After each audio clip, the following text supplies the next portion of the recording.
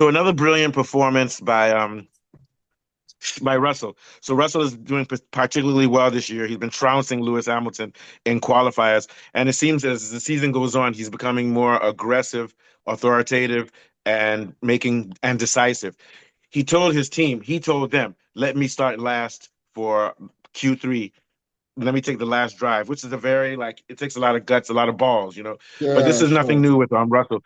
Russell told them, let me earlier in the year when he won off of even though he had his race taken away from him for being too light, he won off of a one stopper when everybody else had to make two stops. And he had the feeling that he could do it. And it was very, very risky. So we see with Russell that he's aggressive, straightforward. He's not a complicated driver. He doesn't use, you know, he doesn't have like a lot of sophisticated techniques or everything. He's just an old school, like as British, as clearly when I remember those British comic books we used to read with the air pilots, Ace versus Ace and all those types of, that's how George Russell is. He's an old school driver. He's not a technical driver, but he has courage. And for him to tell his team that, okay, put me in the back, and several times this year, he's had there have been situations like with Lewis Hamilton when Lewis Hamilton knew he wasn't supposed to go out on a soft tire, and he told his team, and they kind of like pressured him into doing it. Russell is argumentative with his team and says, "I know better because I'm on the track," and is more assertive, and we're seeing the payoff because he's doing very well, and he's one of the best individuals in Formula One in coming off of the second row and passing people. So we have to give kudos to him, to his brilliance, and also to taking advantage of the fact that the Mercedes car was faster. All week, he and Lewis have been faster than everybody else. The only difference is that he took advantage of it. Now, we're wondering what happened with Lewis. Lewis, obviously, he made a mistake because he was on course to get P1 or P2. He made a mistake and lost focus. And a lot of people are saying, oh, it's because his mind isn't in Mercedes. I doubt that. I think Lewis Hamilton gets upset when he doesn't do well, and he's clearly upset every time he doesn't do well, which is a good thing. He's a competitor, so we don't have to make excuses for him. We can just say that he made a mistake. Maybe it's because of his age. Maybe it's because of the new ground forces, ground effects error. But I think yesterday was just an error. It was just an error by him. Not a big deal. He can still come P5. What do you think, Kunle? I think that Hamilton's problems are more in his mind than in his ability. Also, more of Yeah, Russell, not much of Hamilton, more about Russell stepping into the role as the main leader for Mercedes. He is to Mercedes, becoming to Mercedes what Verstappen is to Red Bull. And I can tell in his mannerism and even in his style of driving, he's more confident. He complains less because he's getting the best of the engineers. I think that there's this sort of loyalty that is switching from yeah, Hamilton to Russell in the yeah, team. It's and although it's margins, it's only margins by which Russell is outdoing him, but the margins are more pronounced by the attitude. And I think that we're not seeing the best of Hamilton because I think that he's struggling in a pool of quicksand. I think he's better yeah. than that. He has about 4 or 5 more very, very good competitive years. I think by 45, I'd say that yes, he would. I would say his age would kick in. But for now, I think he has longevity to be just as good if you can get it sorted up here.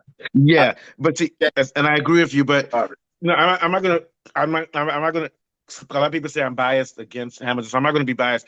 He still has what it takes. The only thing is that in Formula One now, you can't just turn it off and turn it on as far as your enthusiasm. So, because I could perceive someone like Verstappen, even if he's leaving, every single race, every single moment, not even from race to race, from corner to corner or from situation to situation, he maintains his focus. And when things go wrong, he'll complain, but he doesn't let it demoralize him. It seems like with Hamilton, when things are going good, he's unbeatable.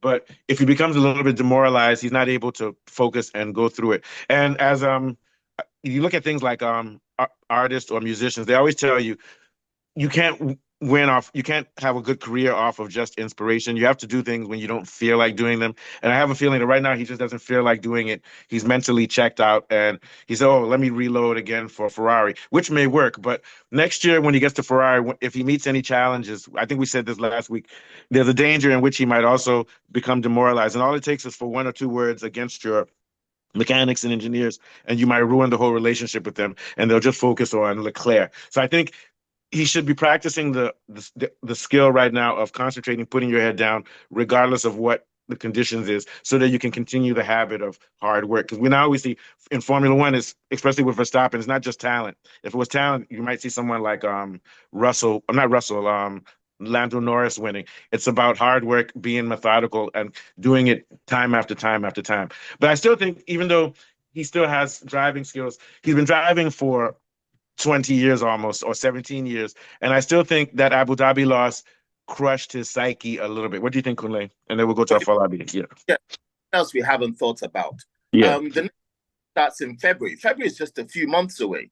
And as Yeah. soon as teams start competing, they start hiding secrets and stealing secrets and looking for an edge. Yeah. Mercedes are not going to want to help Hamilton put too many good things on his car that he's Yeah. now going to go help back to Ferrari in the next few weeks.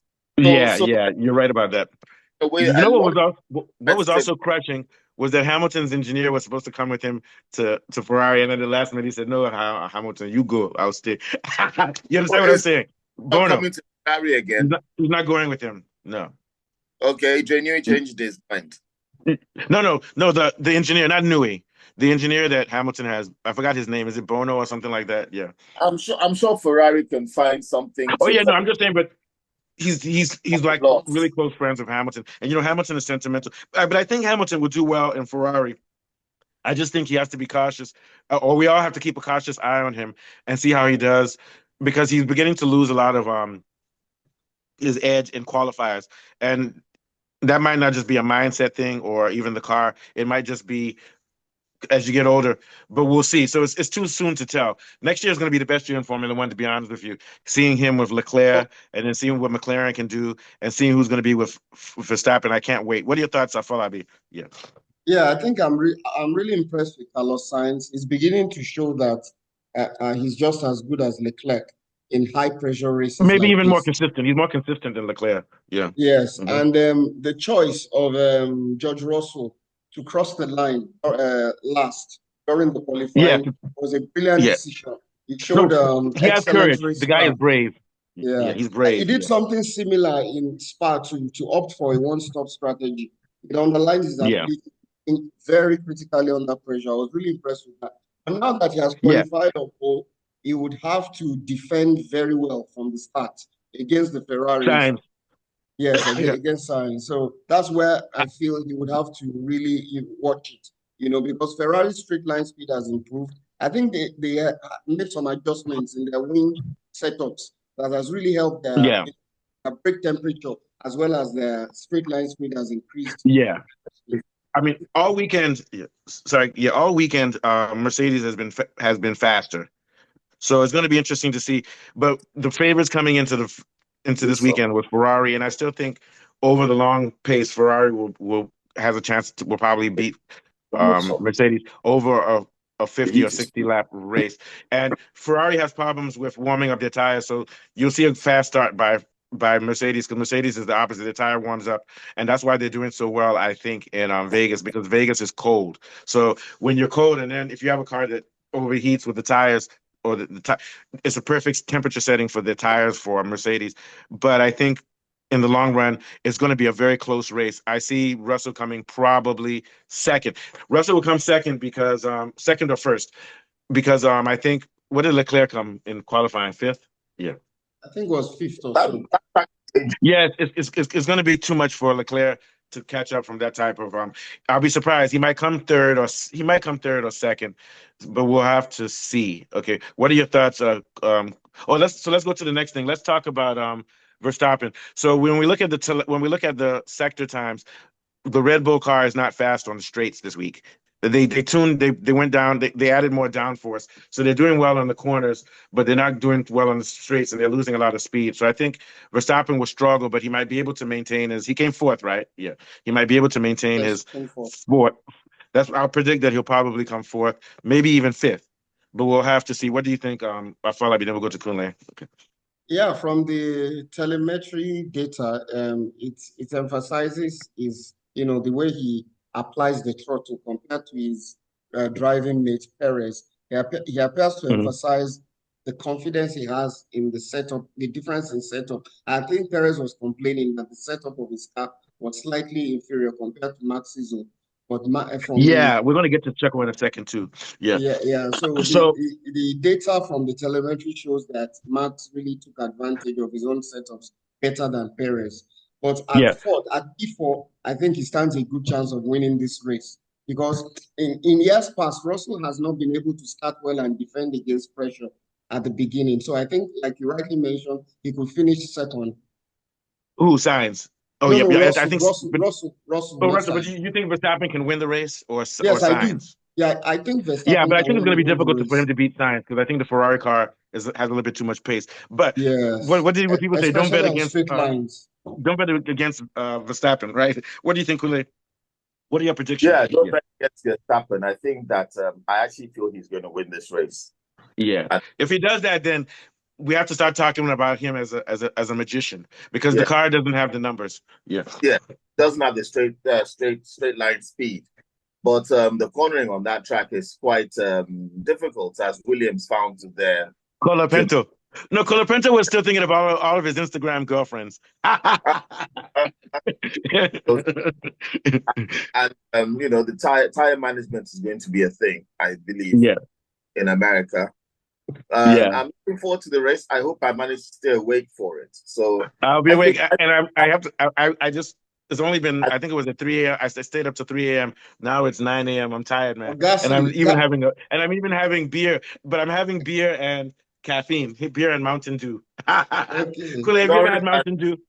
Gasly was a surprise for me. I didn't believe we could do so well. Gasly, oh yeah, let's talk about Gasly very quickly. What are your thoughts, Afalabi, about Gasly? Yeah, it was a big surprise for me. I mean, I didn't expect him to drive so well in the qualifying. Yeah. Alpine. Well, here's one point. When was the last time we saw Alpine but here's the thing: they came second and third in the last race, and in the last race it was rainy conditions where there's no. Oh yeah, they have been improving. But Vegas is not rainy, but Vegas is cold, and there's no grip on the Vegas track. And this is similar to how you have to drive in Brazil rain, in that you have to find where the grip is.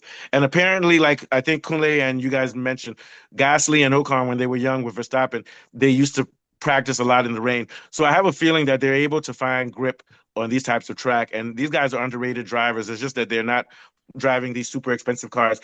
So we have to take into account the fact that for some reason Alpine's car is the fastest on the straight. So I think Alpine did their setup to not worry about downforce. They focused more on straight. One last thing, Verstappen's car has a drag problem because they brought the wrong wing. And that's why the Red Bull is struggling on the straights. What are your thoughts, Afalabi? Then we'll go to Kunle. Yeah, sure. I agree with you. The temperatures are very, very important, especially for Mercedes, whose cars tend to overheat. I think the low temperature helps to balance the performance of the car. So I think that was what Russell actually traded off from. Okay.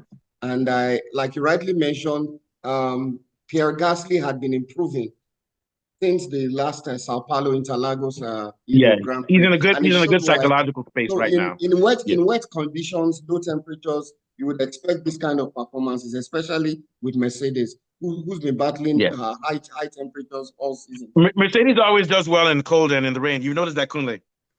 Yeah, I noticed. I have a feeling that Pierre Gasly is going to get a DNF, though. I don't think he's going to finish this race. I think that because he's so far up in the quality, he's going to get excited. There's going to be cars faster than him. They're going to try and get past him. I'll take that to the lotto and bet $5,000 on that. Okay. He can't manage the excitement. We'll see what happens. We'll see what happens. McLarens and the Red and then Verstappen. Let me not say the Red Bulls. I think Perez should not be racing in the Red Bulls. Okay. Behind Verstappen, it's embarrassing. But let's say something. I want to say something quickly though. The Red Bull car only focuses on Verstappen, so I don't think they're building a car that Perez does. But also, Kuna, you know that on sim tests, Perez does better than Lawson and Tsunoda for the Red Bull 20. So the thing is that if you put Colapinto, who they say may go to Red Bull, I think he'll that Red Bull car is so high strung, he'll put it in the wall several times. So I think what happens is that when Perez leaves, he'll say, okay, now you ride this thing. You will see now. You will see. You understand what I'm saying? One of those type of things where somebody has a difficult wife and they say, oh, you treat your wife bad. Okay, I divorce her. Now you marry her and see if you can handle her. I think that's what's going on with Perez. I think if they put Lawson in there or Colapinto, they're going to struggle. They need to put Tsunoda to replace it. And here goes to the thing of pure racism. Why is it that Tsunoda beat Ricardo and he's beating Lawson, and they're talking about, oh, Lawson is next? You see what I'm saying? And Tsunoda said it. This is exactly what Tsunoda said. They keep sending people to challenge me, and I keep destroying them. He said, I will keep destroying them, and they will keep putting other people above me. What do you think, Kunle? Yeah, Lewis Hamilton didn't just win the races. He also, Mercedes won constructors. Red Bull need to get constructors. Yeah, but I'm asking you specifically about the Tsunoda thing. Yeah. Yeah. It looks like McLaren are going to get it over Red Bull in this race. Okay, but what about the Tsunoda? I'm saying specifically, they keep on bypassing Tsunoda when he's beating Lawson, and Lawson was disrespectful to Perez, giving him the middle finger. So I'm seeing a racial element in this, or maybe not racial, but nationalistic. Somebody from New Zealand or Australia, from Britain. What do you think? Because Tsunoda deserves that place, that seat with Red Bull. What do you think? Well, Tsunoda has his issues when it comes to the real deal, when it actually comes to the track. I know that he's had a few good races. Yeah, but if you had to choose between Tsunoda and Lawson, Tsunoda's beating him. Tsunoda over Lawson any day of the week. Yeah, and they're shouting, how do you take Lawson? There's so many better drivers than Lawson. Bierman. Tsunoda is a much better driver than Lawson. I don't think that's up. Was that up for discussion? I don't think that's up for discussion. No, yeah, it is. Fabi, let him know. Isn't Lawson considered the front runner? Lawson or Colapinto? Yes. Lawson. Lawson. But you know what it is? Lawson is one of. I even think Oliver Behrman is a better driver. Yeah, but he's not in the Red Bull family. Lawson is friends with Horner, and this goes to Horner, just like with Checo. Horner tends to do favorites rather than look at the constructors, like you said. If he likes you, he'll keep you on the team. Because I think he's narcissistic. He'd rather get his ass kissed. And as long as kissing his ass. And as long as Verstappen wins, he's happy. Not to go and be a second driver in that kind of team anyway. He might as well be somewhere that he can be first driver and try to do something. Tsunoda. Oh, yeah, Tsunoda. Yeah. Like by that sort of nonsense. He might as well go somewhere. But I think Tsunoda is willing to play. He's willing to play second fiddle. And if you put Tsunoda second to Verstappen, Tsunoda will cause trouble for other teams, and he'll be very good for Verstappen. You see what I'm saying? Yeah. But we have to go in a few minutes. So any last thoughts, Kunle and Afolabi? Yeah. Yeah, so I'm looking forward to this race. I hope I'm not going to fall asleep at 3 a.m. I'm looking forward. You're old now. You just turned 50. You're old. Sleep, my friend. Fight between them. Don't drink any whiskey today. Okay. I'm drinking action bitters. Action bitters, okay. The fight between the McLarens. I'm sure. I think Leclerc is going to be up there with Gasly. I'm going to cause some drama. Yeah. And I think that Verstappen's going to, the cream is going to rise to the crop. Russell will probably finish third or fourth. You have a decent. I think Hamilton is going to struggle. He's going to finish around 8th or 9th, or might even get a DNF in this race. No, I think he'll move up. He's 10th. I think he'll come 4th or 5th because the car is fast. I think he'll come 6th. The car is fast. He'll pass 1 or 2 people. Yeah. All right. Thank you, Kunle. Everybody deserves a rest. I'm tired too. We've had a good week. What do you have to say? Anything last words? Afolabi? Yeah, I sincerely hope Russell can win this race, although I know it's going to be difficult because of his stats. Yeah. His stats is usually not good. I don't know how he will defend against Carlos Sainz in the beginning, but I think Max will win it. I sincerely hope Russell finishes 2nd or 3rd, but I think he'll be there or thereabout, as well as Leclerc. Don't count Leclerc out. Even though he finished P5, he still has a chance. Okay. All right. Thank you, guys. Enjoy your weekend. Enjoy your families. And we'll be back on probably Sunday because the race is going to be tonight in the U.S. So we'll be back tomorrow in the afternoon to talk about the race. Formula One fanatics, like, subscribe. Thank you very much. Okay. All right. Nice one. Bye-bye. Nice one, sir.